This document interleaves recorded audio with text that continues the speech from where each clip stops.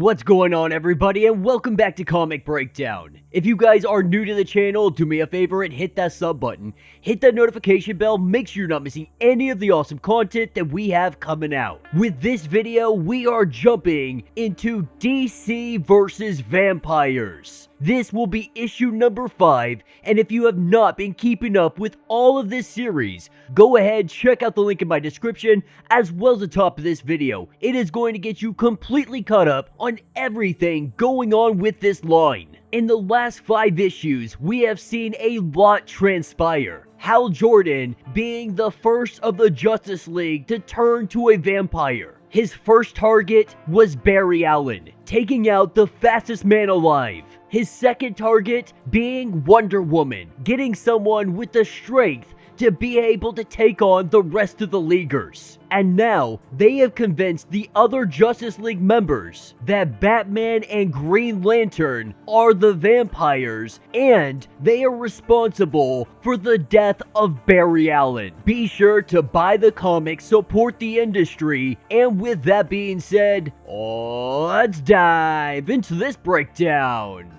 Alright gang, so as we dive into issue 5 of 12, we are picking up somewhere in Gotham. We have the Suicide Squad. They are making their assault on what they believe to be a Joker hideout. Their target being the one and only Clown Prince. The only problem with that, when they get into the building, they find nothing but lifeless bodies all over the place and no sign of Joker. And so while Task Force X, they try to figure out what they're going to do next, we pick up in the Batcave.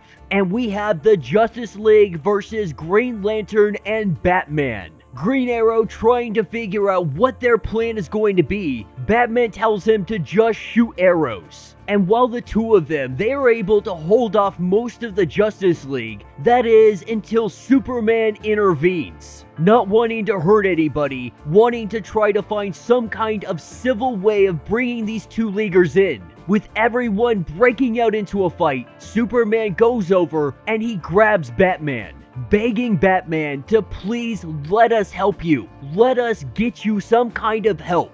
Batman not understanding how they were able to get to Superman, not understanding how Superman cannot see through this entire facade. Recognizing that Superman is not going to back down, he pulls out his secret weapon, and that is a hidden capsule of kryptonite in his mouth. Breaking this capsule in his teeth, he blows it directly in the face of Superman. Him inhaling this kryptonite, it brings him down to the ground. Batman giving him an awesome uppercut. Superman has been disabled from the battle temporarily, which means Green Arrow, Batman, they may actually have a chance, especially down in the Batcave. Meanwhile, we have our Suicide Squad. They are inspecting the bodies. They are recognizing these bodies have all been drained of blood, which means only one thing. That means that there are vampires out there, and Joker is unaccounted for, and so they have to assume that Joker has also been turned into a vampire.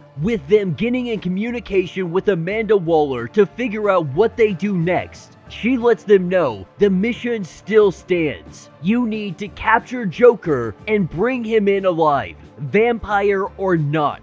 Unfortunate for them, the Joker left someone behind, and that is a vampiric King Shark. With King Shark sneaking up behind them and ripping Black Spider in half, the Suicide Squad is going to have to fight their way out of this. Taking us back over to the Batcave, we have Cyborg stopping all hostility, letting everyone know that we need to stop this before it gets too out of hand. And Cyborg tells Batman that they know that his blood is infected and they want to lock him up just until they can find a cure. Batman letting him know that there is no cure, and that might not necessarily be true depending on what Lex Luthor had created. By all appearances, it looks like he made an antidote to vampirism with his own blood. It was more of an FU to both Batman and Superman, saying, "I saved the world and you didn't." But Batman tries to clear the air. He tries to let it be known that Hal Jordan, he is the one responsible for Barry Allen's death. Of course, he refutes this and says that they need to just take them down right now before they hurt anybody. Batman letting Cyborg know, the only one I know that is also turned is Diana. That if you are also not turned, you are fighting on the wrong side of this. But of course, the evidence that Diana and Hal brought to Cyborg, while it may be fake evidence, it is all they have to go on right now. Batman letting him know that he has evidence to prove that he is telling the truth. Bringing up the file on his computer, he lets Cyborg go ahead and look at what is on there. But instead of evidence, he initiated the security protocols. And with a giant surge of electricity hitting Cyborg, the entire Batcave, it goes dark. But it's not just the Batcave. The entire city loses power because of this surge. With our Bat family still out there in the city trying to do what they can to stop these vampires, they recognize this power surge, it came somewhere close from the Batcave. With Damian being the closest one, they send him to go investigate. Meanwhile, inside the cave, we have Green Lantern. He is using his ring to illuminate the cave and try to find Green Arrow and Batman. Unlucky for Green Lantern, Batman has a contingency, and that contingency is a powder he calls 130858 Yellow. This powder is going to neutralize the Green Lantern's power. It is going to take him out of the fight, at least temporarily. With Green Arrow coming up and shooting one of his arrows, he is able to hit Hal Jordan right in the shoulder, letting Batman know that he missed. Batman knows that this was an intentional miss. He missed Hal Jordan's heart because he didn't want to kill his friend. Green Arrow, he never misses. Just like Batman doesn't make a mistake. And so as Oliver, he prepares to shoot the next arrow, he releases it only for Martian Manhunter to grab that arrow before it takes out Hal Jordan. Unfortunately for Martian Manhunter, that arrow, it bursts into flames. Batman using fire to push him into a teleporter. And Batman tells him as he is forcing him into this tube that he doesn't believe the vampires can turn him, and that once you get where you are going, come back and find us. And so, with Martian Manhunter being teleported out of here, he destroys the controls so he is not able to come back through it. And though they could have teleported themselves out, Batman lets Green Arrow know that they are not done here. As they continue to fight what members of the League are left, we pick up with the Suicide Squad, currently getting their butts handed to them by a vampiric king shark. We see the arrival of Batgirl, coming in from the ceiling, using a stake and taking out King Shark. She has saved the Suicide Squad.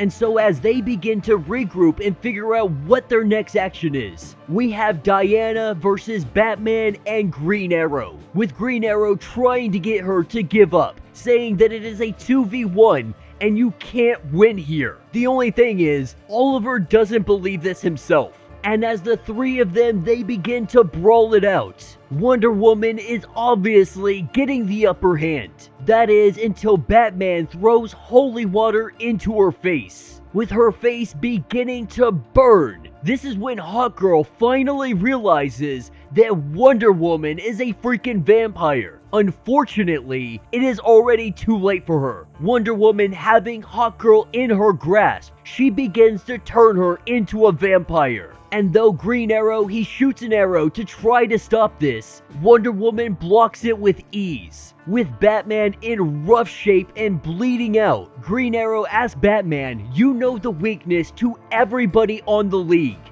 What is the weakness of Wonder Woman? Her only real weakness is being her friends. That obviously is not going to work anymore, considering she's a vampire and she is now eating all of her friends. And so their only option is to run.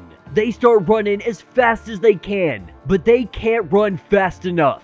As Wonder Woman is on top of them, about ready to turn them, we see the arrival of Robin, we see Tim Drake and Damian. coming in on a motorcycle and running Wonder Woman over. They put her on the ground just temporarily, with our Robins grabbing the two and getting out of there as quickly as possible. Once everyone has made their way out of the cave, Batman knows what he needs to do. He needs to slow them down with whatever it takes. Initiating a protocol, we see in the rearview mirror, the Batcave goes up in flames. And so with our heroes making their escape, back at the Batcave, there is nothing but rubble and flame. Still standing, we have Green Lantern and Wonder Woman. Green Arrow telling her that they got away and their master will not be pleased. And as rocks begin to move, we see Superman rising out of the ashes, letting them know that he had been sprayed with kryptonite, and right now he can barely get to his feet. With glowing red eyes, Green Lantern and Wonder Woman, they let him know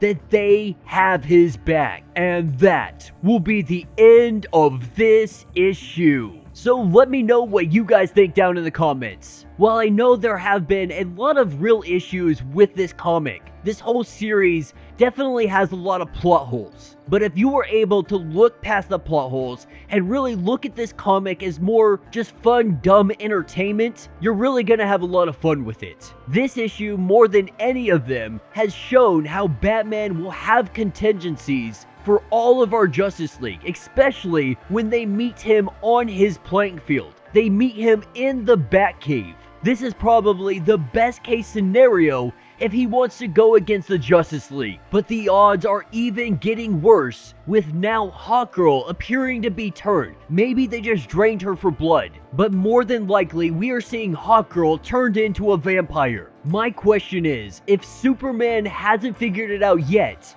what more is it going to take for him to be able to believe Batman? Not only that, Green Arrow as well. It could be possible that they are able to turn him into a vampire with the kryptonite in his system. Though after the kryptonite is out of his system, does it actually keep him a vampire? Will the sun's radiation get rid of all the vampire cells, if you will, that are in his body? And it also raises the question, would it ever even be possible or realistic that Superman could be turned? But I gotta say, for a guy that has super hearing, X-ray vision, is able to see people's heartbeat, so on and so forth, it's kind of odd that he hasn't figured it out yet. Or maybe, just maybe, Superman is playing along. Maybe this is his attempt to try to figure out who the master is, who is controlling everybody. Probably a long shot, but I think that would be a big redemption arc for this series if that's the direction they decided to go with. But let me know your thoughts, let me know your theories. If you have not yet, do me a favor, hit that sub button, hit that notification bell, make sure you're not missing any of the awesome content we have coming out, and until the next breakdown.